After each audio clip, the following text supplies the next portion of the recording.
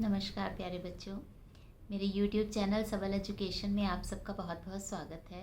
आज की कक्षा में हम हिंदी इलेक्टिव क्लास 12th की पाठ्यपुस्तक अंतरा भाग 2 के रघुवीर सहाय जी द्वारा रचित कविता तोड़ो पढ़ने और समझने जा रहे हैं।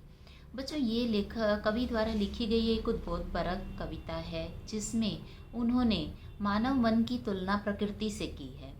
वो कहते हैं जिस तरह से ऊसर बंजर अनुपजाऊ भूमि पर अगर परिश्रम किया जाए, वहाँ पड़े हुए पत्थरों को चट्टानों को हटाया जाए, उसकी गुड़ाई की जाए, पानी दिया जाए, क्यारियाँ बनाई जाएं, बीज बोया जाए, तो एक ना एक दिन वहाँ भी फसल लहलहाने लगती है। उसी तरह से अगर हम अपने मन में बसी हुई खींच को, ऊब को, निराशा की भावना को, अपने मन के नकारात्मक विचारों को अगर निकाल दें और कुछ नई चीज़ का सृजन करने की प्रेरणा लें, अपने अंदर उस भाव को पैदा करें कि हम भी कुछ नया कर सकते हैं और उस दिशा में हम लगातार परिश्रम करें, तो एक ना एक दिन हमें सफलता अवश्य ही मिलती है। हमारे ऊपर नकारात्मक विचार इतने अधिक प्रभावी हो जाते हैं कि हम सकारात्मक सोच ही नहीं पाते हैं और इसी कारण से हम जीवन में सफल होते होते रह जाते हैं और असफल होने पर निराश हो जाते हैं। तो सबसे पहले हम कविता की सस्वर वाचन करते हैं जो इस प्रकार है। तोड़ो तोड़ो तोड़ो ये पत्थर ये चट्टाने, ये झूठे बंधन टूटे तो धरती को हम जाने। सुनते हैं मिट्टी में रस है जिससे उगती दूब है, अपने मन के मैदानों पर व्यापी कैसी ऊब है, आधे आधे गाने। तोड़ो तोड़ो तोड़ो ये ऊसर बंजर तोड़ो, ये चरती परती तोड़ो, सब खेत बनाकर छोड़ो।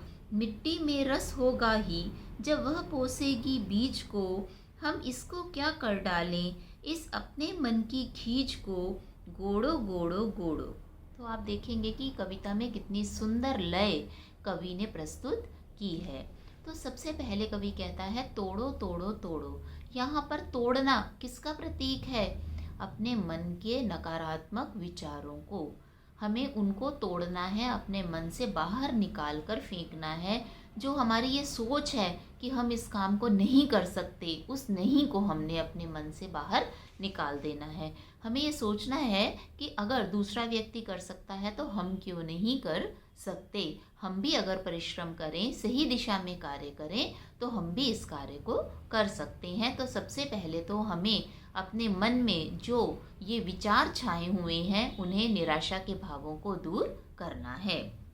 ये पत्थर ये चट्टाने, यहाँ पर पत्थर और चट्टाने जो है रुकावट का प्रतीक है। कवि कहता है जिस तरह से पत्थरों और चट्टानों को तोड़कर रास्ते बनाए जाते हैं, उसी तरह से हम भी अगर अपने काम में आने वाली बाधाओं को तोड़ दें, दूर कर दें, तो हमारा रास्ता भी साफ हो जाएगा। ये झूठे बंधन टूटे तो धरती को हम जाने।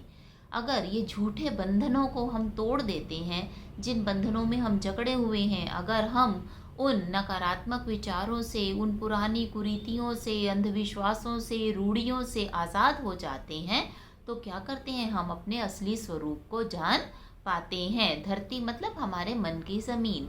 मन की ज़मीन की तुलना यहाँ धरती से की है कि तभी हम अपने असली स्वरूप को पहचान सकते हैं, अपनी कार्य क्षमता को समझ सकते हैं। सुनते हैं मिट्टी में रस है जिससे उगती दूब है। कवि कहता है ये सुनते हैं हम ऐसा कि मिट्टी में ऐसे पोषक तत्व होते हैं जो मिट्टी में बीज डाला जाता है, उससे नई फसल तैयार हो जाती है। मिट्टी उस बीज को पोसती है। हम अपने मन के मैदानों पर व्यापी कैसी ऊब है।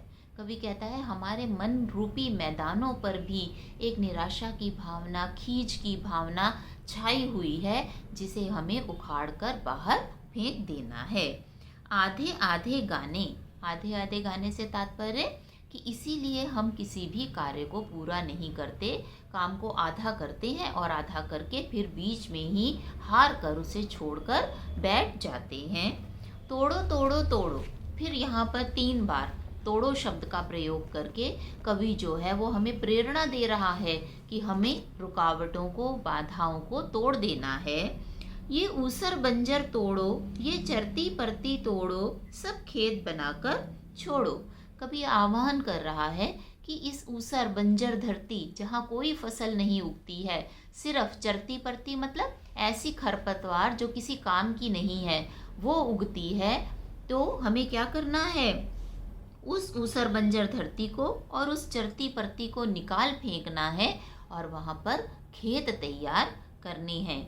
दूसरा अर्थ यहाँ व्यंजना क्या कवि बता रहा है कि हमारे मन में जो बेकार के विचार पड़े हुए हैं, जो हमें कुछ सृजनात्मक कार्य नहीं करने देते, उस चरती परती रूपी नकारात्मक विचारों को, बेकार के विचारों को हमें अपने दिमाग से निकाल बाहर करना है और सकारात्मक विचार मन में भरकर हमें एक उपजाऊ खेत की, एक उपजाऊ मन की, ऐसे मन की जो किसी नई चीज़ का सृजन कर पाए, उसको बनाना है। मिट्टी में रस होगा ही जब वह पोसेगी बीज को, हम इसको क्या कर डालें इस अपने मन की खींच को।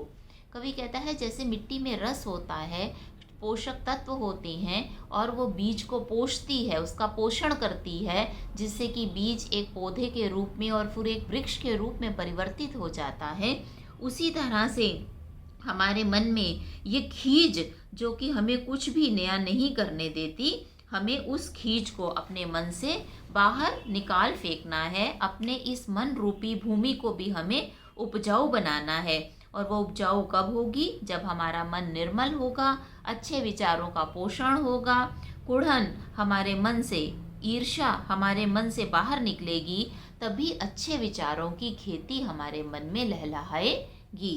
आगे कवि कहता है गोड़ो गोड़ो गोड़ो। यहाँ गोड़ो शब्द जो है वो जोर देने के लिए यहाँ पर हमें और अधिक हमारे को प्रभावशाली बनाने के लिए कवि ने प्रयुक्त किया है कि गोड़ना मतलब गहराई तक जाना। तो हमें गहराई तक जाकर अपने मन से ईर्ष्या के, कुढ़न के, खींच के, निराशा के भावों को बाहर निकालना है और आशा का संचार अपने मन में करके अपने मन रूपी खेत को लहलहाता हुआ बनाना है। तो बच्चों, आशा है कविता का भावार्थ आपकी समझ में आ गया होगा। इस कविता पर ही आधारित MCQs का वीडियो भी मेरे द्वारा बनाकर पोस्ट किया गया है, आप उसे भी देखें और MCQs भी समझें।